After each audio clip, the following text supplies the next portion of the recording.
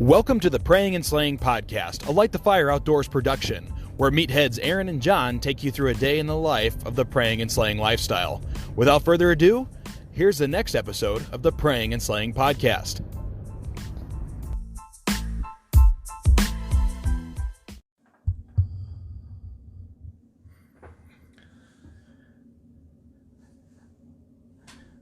What's up, Praying and Slaying Podcast listeners? This is A-Aron coming at you with another podcast from the Praying and Slaying series, a Light the Fire Outdoors production. Today, got a little bit different format. We're trying out some new things here, and another solo contribution coming at you from yours truly. And a lot of things been going on, a lot of things been reflecting on, and it's our favorite time of the year. It is officially hunting season. So we've been out doing all kinds of hunting, bow hunting, upland bird hunting. Rifle season's opened up for antelope a while back, which is actually the core message of this podcast. And rifle season actually just opened this past weekend here for elk and deer here in Montana. So that's been super exciting. Got the little lady out after some mule deer this last weekend. No luck, but hey, you know what? That's how it goes. It's hunting. We're going to keep grinding on that wheel and get her first buck hopefully this year. She's aiming at a mule deer buck, so we're going to see if we can't make that happen. But yeah, so it's been, hope everybody's been doing well. We got the election coming up. That's obviously exciting and stressful at the same time. Don't get too stressed, and remember that the Bible tells us, that there isn't a leader put in place in this world that doesn't have, that God didn't put there. So rest assured on that. And anyway, go out and do your due diligence, cast your vote, and make sure you're a part of it. If you have an opinion on it, you should be out there voting on it, and that's the best we can do. So that's been exciting. Hopefully this year's wrapping up good for you. Everybody's out there. It's hunting time and blowing some steam off that way, getting out in the tree stand, which is my favorite place to reflect and just get quiet, something we don't do too much of anymore. But yeah, so part of what I want to get into today is antelope season, man. It very quickly became my favorite animal to eat, and quite possibly my favorite animal to chase. It's just a different animal. I've wanted to shoot an antelope since I was a little kid, watching the hunting channel. A lot of guys set their sights on the big animals like your grizzly bears, moose, caribou. Elk is a huge one for most people that's on their bucket list. But for whatever reason, I always had a dream of shooting an antelope. I'm not really sure why. I really got excited watching, antelope being shot over water holes, out of a ground blind or whatever. Some of the most memorable TV shows I have logged in my brain are all antelope. So anyway, I got out after my first one last year in Wyoming, and that was an awesome experience. Got to go down there with some good buddies, some veterans of the Army. As sad as that might be that they were in the Army, I have to plug that. It's a requirement as an Air Force vet myself. You have to plug a shameless poke at any other branch that's out there. And anyway, my buddy Justin Wilson invited me down. He was kind enough to invite me down with his group last year to get on my first antelope. Drew a doe tag and was lucky enough to go down there and smoke one at 315 yards, my 270. Still working on putting the video together on that. Check it out at lightthefireoutdoors.com. Going to be putting that one up, and then getting into today, you're going to hear a story about another video you'll see on lightthefireoutdoors.com. So more to come on that. But anyway, antelope, they're such an awesome animal. They're just totally different than anything I've ever hunted before.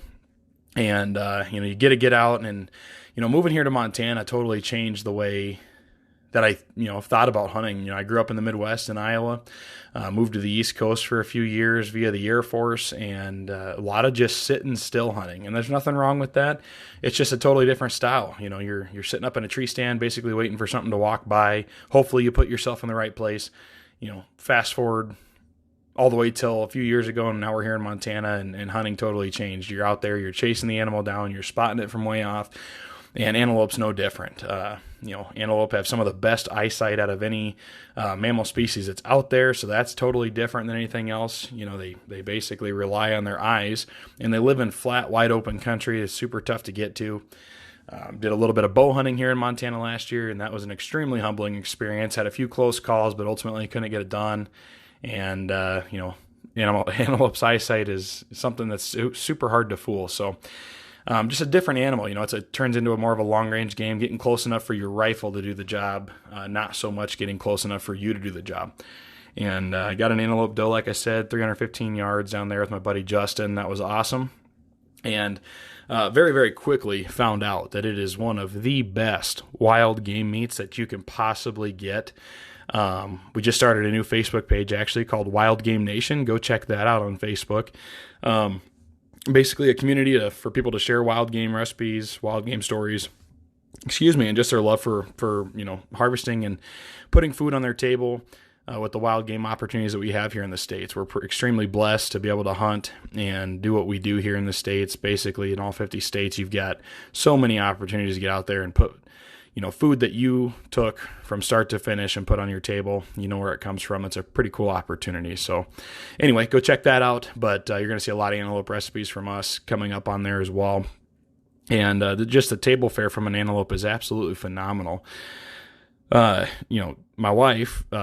I'll just say this. The first animal that I've ever had the opportunity to hunt and put meat in the freezer from, that she has 100% asked for every single week until that antelope was gone has been an antelope. So that tells you something. And she grew up with wild game and deer and all that good stuff. But man, I've never heard someone ask for something like antelope as much as she asked to have it for dinner. We did everything from tacos to roasts.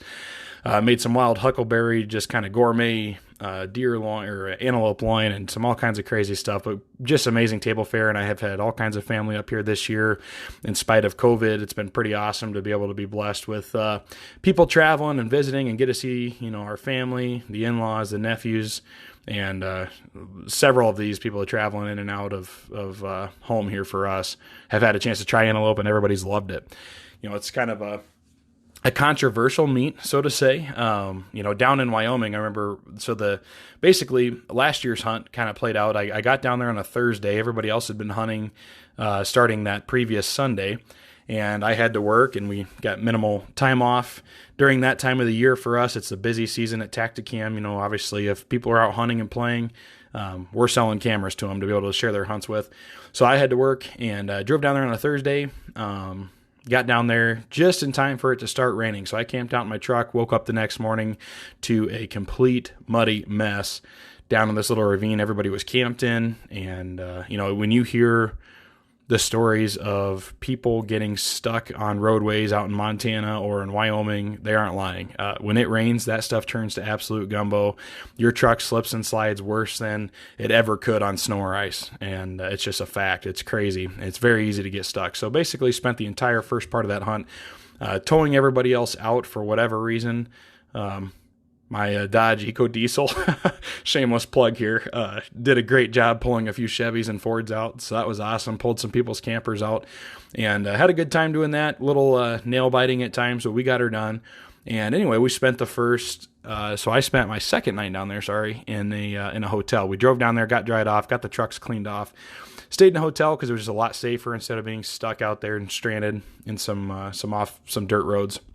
And anyway, you walk into a hotel with camouflage on, and they're going to ask you what you're hunting. Obviously we told them antelope, and I remember the lady at the desk goes, "Why would you want to eat those disgusting things?" And I'm like, "Are they that bad?" She says, "Yeah." She said, "Man," she's like, "I had one time, and it was absolutely gross." She said, "I know several people that think they taste just like sagebrush, yada, yada, yada, yada. They're disgusting animals." So since then, I've had plenty of conversations, and it is, I feel like, a 50-50 split. You draw a line down the middle. People either love or they absolutely hate antelope. There's no gray area on it. So I was kind of curious, but anyway, I shot that doe, got her processed. We walked up to her, and the rest of the guys that were down there, my buddy Justin had to go home early, so I was hunting with some of his friends.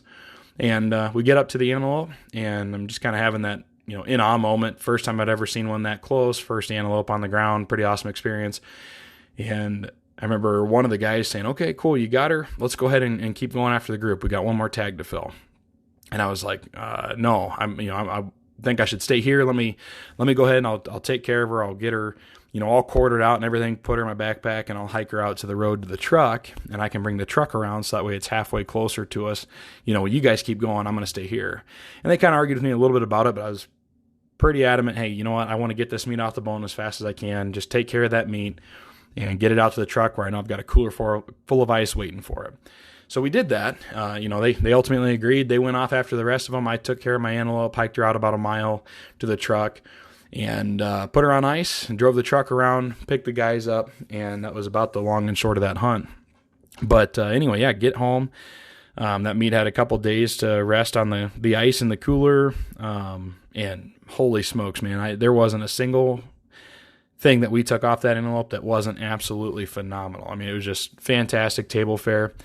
And anyway, I've done a little bit of research since then, and I think most of it actually comes from the concept that people just don't take care of that antelope fast enough. Most of the time when we're out there hunting antelope, especially during early archery season, you're killing that thing, when it's hot outside to you. You're sweating and working your butt off to get to it. It's hot out, and people just don't take care of the meat fast enough, I think, so it spoils. Antelope have a little bit higher body temperature than some things, and they've got a little bit different bacteria makeup in them as well. So that, those two factors contribute to the meat spoiling a lot faster than other animals. So you got to make sure you take care of it as fast as you possibly can. And we did that, and it reflected 100% in some of the best meat I've ever had. And this antelope lived in sage country, so if it was going to taste like sage, it would have tasted like sage, but it didn't. So anyway, I say all that to say, it's one of the first animals I've ever looked at while driving down the road that I actually look at thinking about how good it tastes more than I think about how fun it is to hunt. And so this year, I put in for tags for Wyoming to go with that group again. I put in for tags here in Montana, and I got extremely lucky, and I drew a buck tag here in Montana, and I also drew a doe tag here in Montana. So hopefully, everything works out and we can get 2 on the ground, but as of right now, we've got 1 on the ground. I'm going to tell you that story now. But part of what we're trying to do here at the Praying and Slaying podcast is, bring you guys faith via the outdoors and just our faith journey and just stories of encouragement. So that's what this is about today. And today's message is just about fellowship, like being part of a community, being in fellowship with other people, and how that adds to strength and accountability in our lives and just gets us through some of the tough times and everything else. But it's so important to be a part of some kind of a community, especially, people of faith. It's even more important to get through these tough trials and things like that, with people who are like-minded, people who can encourage you, people who can tell you you're wrong, people who can, keep you on that right path and just keep you straight. And that's what this hunting story is all about. So, this year, fast forward, like I said, I drew 2 antelope tags. So I've been hunting with a good buddy of mine, Dan. We've been out on all kinds of adventures this year so far. This is the first year I've been out on the opening day of a lot of the seasons: waterfowl, upland bird, antelope, and deer and elk, and just all kinds of things. I've never really been out opening day before. I've kind of avoided it, actually. But this year, Dan's a very adamant outdoorsman, and he's very apt to just get right after it, and he doesn't waste a lot of time. So we've been out opening day quite a few times together, gone on all kinds of adventures. We've gotten a few partridge together, got some ducks together, done plenty of elk and deer hunting with no luck, but we've put the time in for sure. Well, fast forward to antelope season, we both had buck tags, and we both drew for the same unit, actually, so it worked out really, really well. So, we get in the car the first day, and we're heading out to go. And he goes, all right, so you got any goals in mind for this? And I said, you know what? I said, if I got my first buck tag for an antelope, and I would love to shoot an antelope worth doing a shoulder mount and putting up on the wall for my first antelope buck. That would just be my goal. Now, I'll tell you a little bit of something about me, and if you didn't pick it up in the first few episodes of the Praying and Slaying podcast when John was on, I'm not exactly a trophy hunter. So I'm a guy that likes to fill my tag, and I'm just as happy with the experience getting out there as I am with the size of the animal that I take.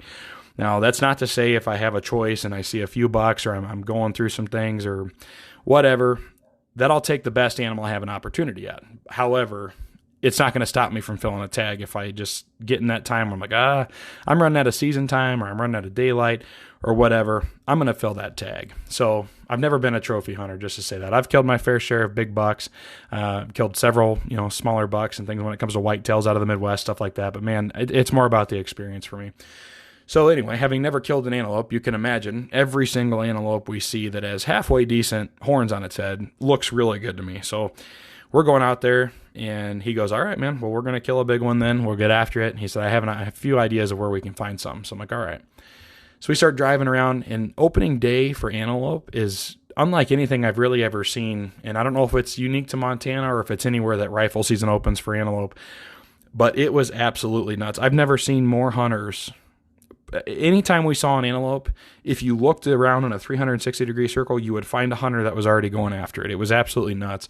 And in some cases, we had multiple hunters going after the same antelope. So, side note, be safe if you're out there, guys. Make sure that, if there's an antelope that you're looking at, or anything for that matter that you're looking at, that you're going to go after and be shooting at, make sure no one else is going after it. I couldn't even count the number of times we saw, a father and son pair setting up on a hill, aiming at an antelope, and then we see someone else down lower or someone else up higher heading in to go after that same antelope. All you're doing is asking for trouble. Survey your surroundings. There's no reason, we need to be all out there chasing something. There's plenty of animals to be had.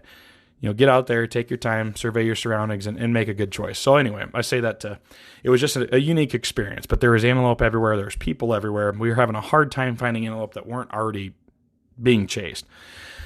But we basically drove through half of the unit that we had a tag for, and that's a very big unit. So we did a lot of driving that day, saw a lot of bucks, and we got out to get closer looks at several of them. And I was so glad that I had Dan with me, because I don't know how many that we got out to look at, that we started walking to just to get a little bit closer look, that ultimately we pulled the plug on because Dan was like, I think we can do better. I think we can do better. Having said that, I was looking at him like, if you weren't here, man, I would be 300 yards closer to this thing and probably lining up for a shot at this point. So anyway, we get out there and we're chasing antelope, and we have a heck of an opening weekend. We saw all kinds of animals. We saw some people shoot some animals, and we just never really quite saw what Dan would deem as an antelope. Now, Dan's hunted antelope a lot more than I have. He's got some great bucks on his wall that him and his wife have taken, and just really, really knows his stuff when it comes to antelope. So I was learning all kinds of stuff about what to look for at the animal's horns, how tall they should be, how far the forks should be over the ears, the curls on the antelope's horns when they curl back or curl into the inside or whatever. All those things add up to a scoreable antelope. Now, again, I'm not much about score, but it was great knowledge to have. When you're looking at something and you're really trying to compare between animals, it's a good thing to know what you're looking at. So anyway, that was opening weekend, and we wrapped things up. We went out duck hunting, I think, one day after that, and then we really didn't have a chance to get out again for a little bit. So fast forward about a week, and I was just itching to get out and go fill this antelope tag.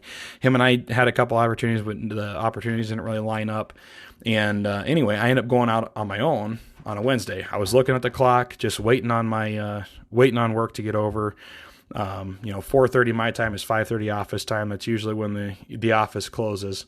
So I was just waiting for the seconds to kick down, and I couldn't wait anymore. I said, you know what? 4:30 struck. I'm getting out of here. I'm going to go find an antelope today. So I buzzed out, got my rifle in the truck, got all the stuff I needed, and took off down the highway. And I just crossed over into the line of the hunting unit that I have using Onyx Maps. A great tool. If you don't use it, you definitely should, especially if you hunt in a western state. Shows you all the boundary lines of the units you have. You can break it down by season, because antelope units are different than deer and elk units, things like that. And it shows you private from public lands. So anyway, I've got the Onyx up. I've got it down on my charger. And I'm kind of glancing at it every once in a while once I know I'm getting close to that line. And I just passed the line of when my unit opens up. And I look in this pasture off to the left side of the road, and I see an antelope standing out there. So like, oh crap. So I look down at my Onyx really quick. Sure enough, it's state land. I see a field entrance coming up, so I slow down, pull into that field entrance, and get my binos out. I look up, and the first antelope I spotted was actually a really small buck, young buck, maybe a year old or so. And then behind him, I see two bucks with big horns on them. I'm like, oh man, this is sweet. So I kind of look at them a little bit more. Both those big bucks pick their head up, and I was like, yep, I'm definitely going after those. Those are big enough for me. So I took off, and I got all my stuff ready. I kind of kept the truck door between me and them so they couldn't really see what was going on. Well, they ended up dropping down behind this hill. Best case scenario, because that gave me time to run across the highway, get over the fence, and get towards them and use that hill as an advantage to get close enough to them. So we get out there. I get out there. I crest the first hill. I don't see them, so I'm like, great. So I hustle over that one, get down in the next ravine, and I start cresting the second hill, and I'm going really, really slow, and I get up, and all of a sudden I see horns down on the very bottom behind the hill I'm crawling up on the other side. So Antelope are right there, perfect. I mean, they're extremely close at this point, like within 100 or within 200, 250 yards or so. And so I get back down over the hill, and that's when I start getting the cameras out. I've got my Tacticams, obviously. We got this new spotting scope camera that I really wanted to get this hunt on. So I hook the spotting scope camera up. I make sure my 2 other cameras are on through the FTS, one filming through the scope, one facing me, one on the spotting scope, and I start crawling back over that hill. When I get over the hill, where I saw the first buck is now that small buck. And so I'm like, uh-oh, and he sees me as soon as I crest the hill. Bad case scenario, because again, antelope have such good eyesight that they use their eyes to their advantage and they use their speed to their advantage. They can run at extremely high speeds for long periods of time and never look back, and that's what they rely on. So I already was kind of panicked, so I threw my backpack up quick. I got the spotting scope on him and got the camera all straight. Then I get the gun on the backpack for my rest, and I start looking around. Well, then I saw where the 2 bigger bucks, they had actually gotten out ahead of him, and they started crawling up on the hill, and they for whatever reason, didn't know I was there yet. And they start watching this younger buck because he's getting antsy. He sees me, and they're looking at him like, dude, what's up? So anyway, I moved the camera on the spotting scope over, the spotter LR, get it on the 2 big bucks. I'm watching them through there. I get them lined up. I hit record, and then I get lined up for the shot. So the 2 bucks that were there, they were basically the same size. I would say they probably would have scored out the same, but one was a little taller than the other, and that's the one I wanted to shoot, was a taller one. Well, while I was watching this little buck and getting that camera oriented, they had actually crisscrossed. I didn't realize it, so I already knew where that bigger one was that I wanted to go after, and they switched positions. So when I got my eyes back in the scope, I'm looking at the lower antelope, which should have been the bigger one. I'm like, man, he looks shorter than I thought he was. So I'm spending a few seconds just kind of looking at him, trying to figure out which one's the bigger one. Well, that little one walked right into my field of view. He took one look at me, and he took off and bolted. So I, just kind of went into, I got to get this done now mode, pulled the gun up, and as soon as the crosshairs went where I wanted, I pulled the trigger. The antelope got hit, took off running, and that was the end of it. So anyway, just a really cool hunt. I was super pumped. My first antelope buck on the ground. You couldn't ask for more in a first hunt. I mean, this was just awesome. I was able to get within, I think the shot was like 230-ish yards.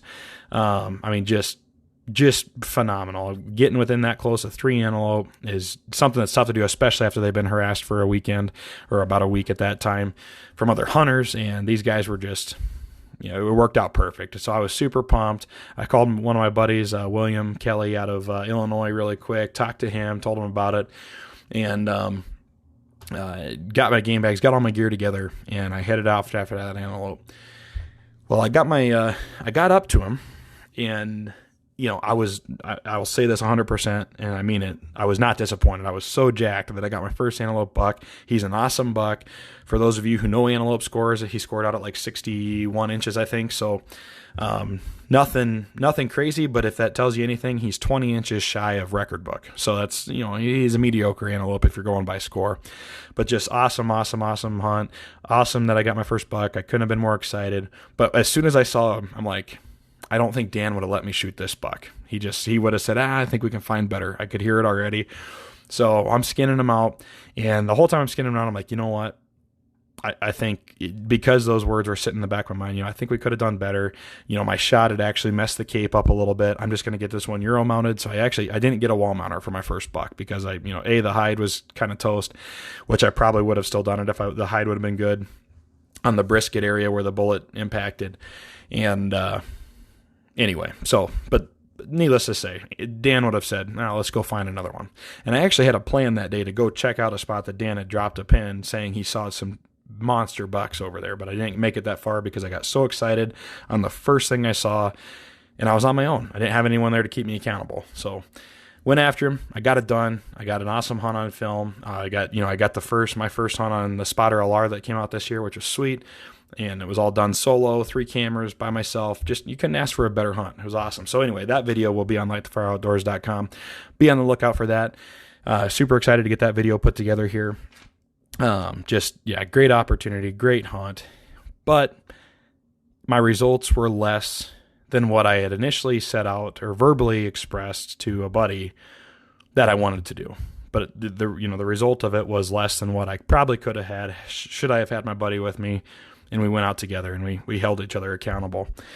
And I say all this, and then that's my antelope story. That's my buck story for this year. Again, I couldn't be happier that I got an antelope buck on the ground here in Montana, my home state. Got it done in an afternoon. I mean, all said and done, drive time and everything was like an hour and a half. It was great. And, got some phenomenal meat for the freezer. I think I got 12 pounds of hamburger in there, and I got probably about the same amount, 12 to 15 pounds or so of roast and different things that I know are just going to be amazing table fare. Another side note, my wife and I actually convinced Jess to try some raw antelope meat with me. We were sitting there cutting it up, and I was cutting the roast up and everything. And I sliced a couple really thin pieces off that were basically like sushi. And we counted to 3, and we threw it in our mouth, and you would be totally blown away that meat, you could have passed that off as tuna if you laid it over some rice and called it sushi. It was amazing. No flavor, kind of a cold meat, just like almost like a raw tuna texture, which was pretty cool. But anyway, again, coming back all the way to the footnotes of this podcast episode is that, fellowship is so important in our lives, and fellowship really sets us up to achieve and hit the goals that I feel like God has for us in our lives. And, just like this story, if I would have had Dan with me, I think he would have said, "Hey man, I really think we can do better," and we would have kept driving, and we, very likely could have found something different. It's just part of our lives. The people in the community that we surround ourselves with is so important. And when you surround yourselves with people who you know and you trust and you have faith in and you believe in, maybe they know a little bit more than you about a certain topic, or maybe they've been doing something a little longer than you, or maybe they're just, they're there so you can bounce ideas off of. That we need that community, and we spend so much time in isolation now with social media and all these other things that are just designed to capture and hold our attention and pull us away from community. That it's super hard. I think we've lost a part of that in ourselves, and it rewires us to, have certain issues like depression and all these other things, where the community and spending time with real people and spending time with people with bigger ideas or other ideas than us, it allows us to grow, and it allows us to achieve our goals and keep focused on the bigger goals in life. And, really not having Dan there very well likely kept me from having a bigger buck that day. Like I said, I told Dan I wanted a wall hanger. I don't think he would have let me shoot that one. It ended up not going on the wall, most likely because I ruined the hide. But either way, it just wasn't the caliber of buck that we probably could have gone after, where I would have said, yep, that one's definitely going on the wall. So anyway, like I said, I'm not taking anything away from that hunt. That was sweet. But either way, it works out good. Well, fast forward to the following weekend now. Dan goes out hunting, and he tells me he's going out. I said, "Hey, yeah, I'm going to go try to film my antelope." I had some other neighbors actually. I took them on their first duck hunt, which was awesome. We had 2 new guys that never duck hunted before. I had the opportunity to take them out and guide them on this place, and they ended up getting their first ducks, each of them, which was kind of cool. And I ended up with a limit of ducks here in Montana is 7, and I ended up with 5 of my own. They each ended up with a couple, which was really cool. I think we got some ringneck ducks, some ruddy ducks, got a mallard, had some opportunities at some snow geese. Just really fun hunt in the cold and the snow. But that weekend was just super snowy. So Dan's like, "Hey man, I'm going out antelope hunting. Do you want to go?" I said, "No, I'm going to take these guys duck hunting. You go ahead and go out, and hopefully you get one, man. Good luck." So fast forward a few hours later, Dan texts me this picture of this absolute monster antelope. Just the second I saw it, it dwarfed mine. And I was like, gosh dang it, you've got to be kidding me. Of course you get this giant buck when I'm not with you, right? And, not out of jealousy, but out of like, gosh, I should have waited till the weekend and gone antelope hunting. I should have waited to go with Dan. And so anyway, I obviously call him up. I hear the story, and he's like, "Dude, you should have been there." He said, "This one was big. There was another one that was bigger that you would have gotten if you would have been here." And I was like, "Okay." And he films everything too. So he's got a little digital camera he carries with him that does a really good job. And he filmed this thing. So he filmed this huge herd of antelope that he ran into out on this place. And it was actually the place that I was heading to. But I stopped early because I didn't have him to say, "No, keep going." I stopped early, and I got my antelope when I could have been heading right to the place where he got this one, plus the bigger one that was out there. And anyway, he gets this other one on film. He pulls up the video and shows me, and it was just an absolute tank. It was twice as big as his. I feel like he was just an absolute monster. And, it just kind of shows, again, you wait for it, you take the time, you go with a buddy, you have that fellowship with you, the return can be so much greater. If you take the time to be patient, if you take the time to bounce ideas off people, if you take the time to be part of a community and rely on your community to keep you guided, keep you focused, keep you on those goals. My goal is a wall hanger antelope. I've got a wall hanger antelope on the ground, but it's going up as a euro. If I would have waited for him, there would have been zero question. I would have had one of the biggest antelope I could have possibly ever taken in my life hanging on my wall here in a few months, so the taxidermist was done with it. So congrats to Dan. He got an absolute tank of an antelope. It was awesome. There was another one that's out there. Hopefully he's there next year, and we'll set sights to go after him again next year.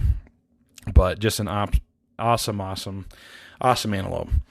So again, guys, part of, this story is obviously about antelope hunting, but the other part of it is about fellowship and having those people in your lives and finding those people in your lives and taking time to foster and put time and energy into those relationships in your life with people who keep you on the right track, who keep you focused, and who keep you pointed in the right direction. This hunt again, I could have had a buck that was twice as big, probably gone record book. If I would have taken some time and just, fostered that relationship, gone out with my buddy and had him there with me to point me in the right direction. And I didn't. So I got the results were a little bit smaller than, horn size smaller, but that goes for anything in our lives.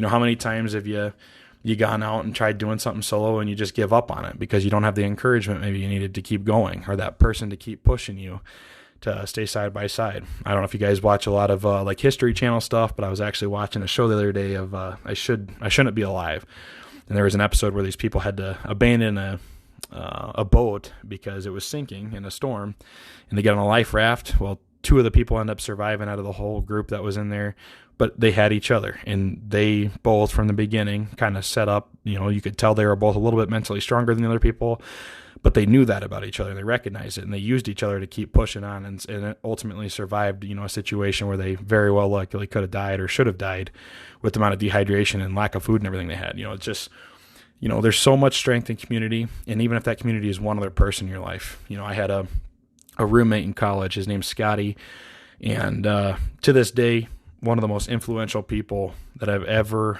had the opportunity to meet in my life. And I'll tell you right now, I've never been more focused in my life on what's truly important as to the time I had to spend with him, and I think back on that a lot because it helps keep me grounded a little bit, helps me reflect on things a little deeper. My wife and I, we definitely complete each other out as far as, she's got strengths that I don't have. I've got strengths that she doesn't have. And we're constantly on a daily basis, keeping each other in check or helping each other out with certain situations, or she's talking to me about situations she ran into that day, or I'm talking to her about things I ran into that day. And the difference in perspectives keeps us grounded, keeps us moving forward, keeps us to making the right decisions, or keep us to, just ultimately achieving the goals that we have on our own. And it also, you develop goals together, and you can both keep each other accountable in making the right decisions and reaching the goals that you have and all that good stuff. So the Bible tells us a lot about community, and one of my favorite absolute all-time verses is to go to, and I'm sure you've probably heard it before. It's actually Proverbs 27:17.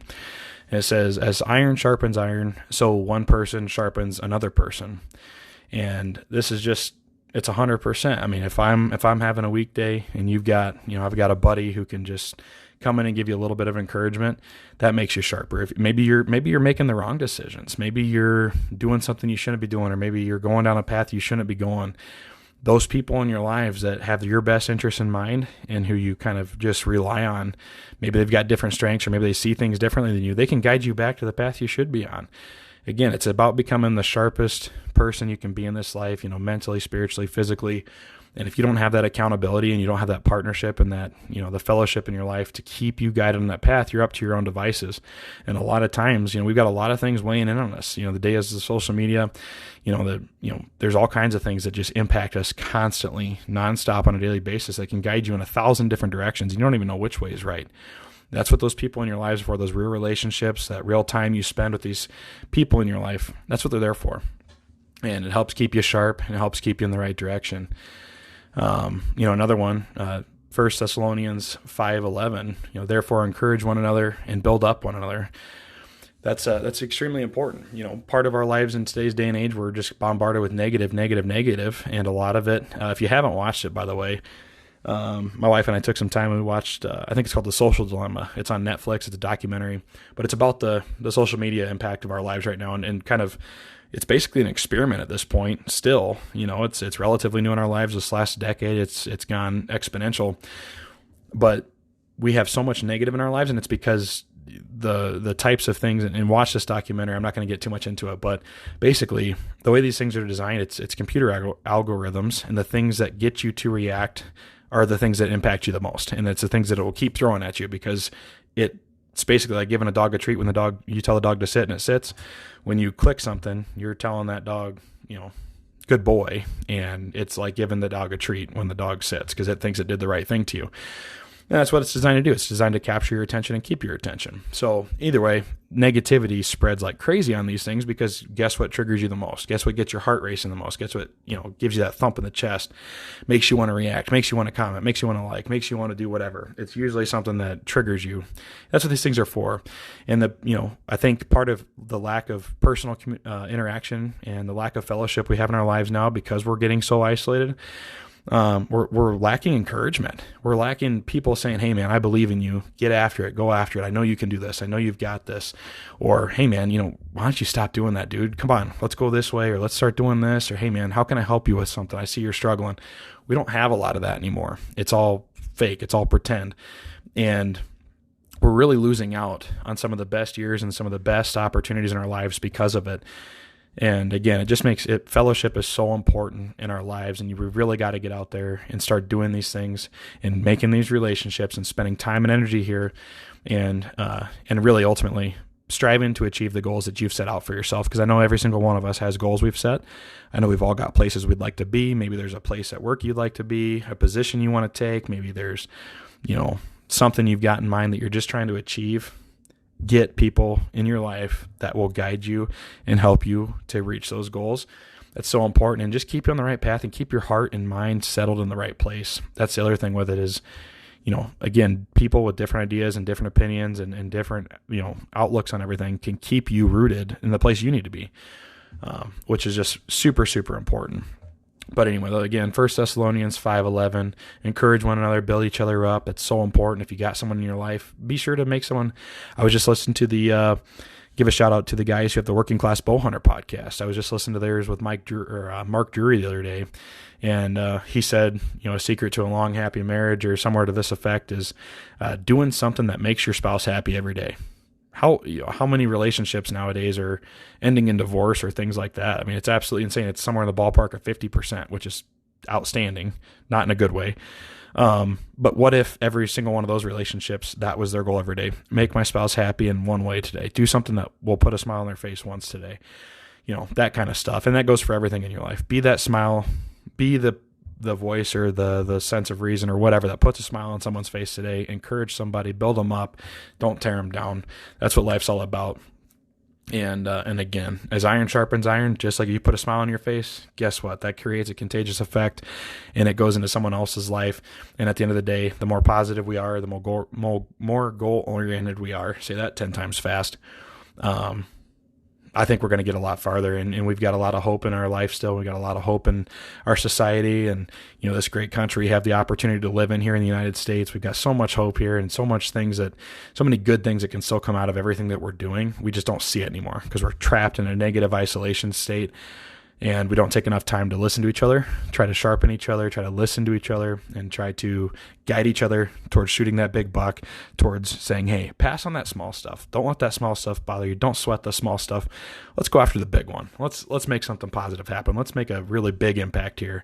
And that's what it's all about, guys. As iron sharpens iron, so one person sharpens another. Proverbs 27:17, just super important. So that's where I'm going to leave you guys off. I heard the wife just get home.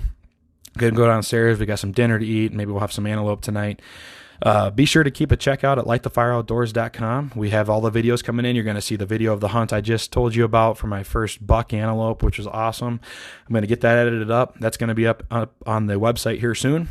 We've got another antelope video from last year I want to put up, kind of capitalizing on the antelope season here, and all kinds of stuff going up there as well. We're going to restart the blog program we had on there as well, getting some of those things up. So just constant sources of encouragement, some cool videos if you want to, burn some time at work on your break or whatever. whatever, check out one of our hunting videos. And then winter's here. We still have some beanies left from last year. We made some Light the Fire Outdoors beanies. And as a reminder to everybody, 30% of all of our stuff that you buy from lightthefireoutdoors.com goes to conservation, Outdoors Reach Ministry, and the veterans community. We do something for 10% goes to veterans, 10% goes to conservation support somewhere in the United States, and then obviously towards ministry support as well. 3 things that are very near and dear to our hearts. So we've got some beanies left on there. We got black and gray. They're an awesome way to keep your head warm during this winter. I know we got about 12 inches of snow on the ground over the last week here in Montana. A lot of other places getting snow. So get on there, grab a beanie, support conservation, support ministry, and support the veteran community as well. And as always, guys, thank you for listening to the Praying and Slaying podcast. Make sure on whatever platform that you listen to us on, you go out and give us a like or a positive rating, and that helps us out, helps keep us relevant, helps people find us, find the encouragement that maybe they get through this podcast as well. And as always, guys, God bless. Keep praying and slaying. Get out and vote. It's important right now. It's always going to be important, so get out and exercise that right. And we love you guys. Have a great, great, great day.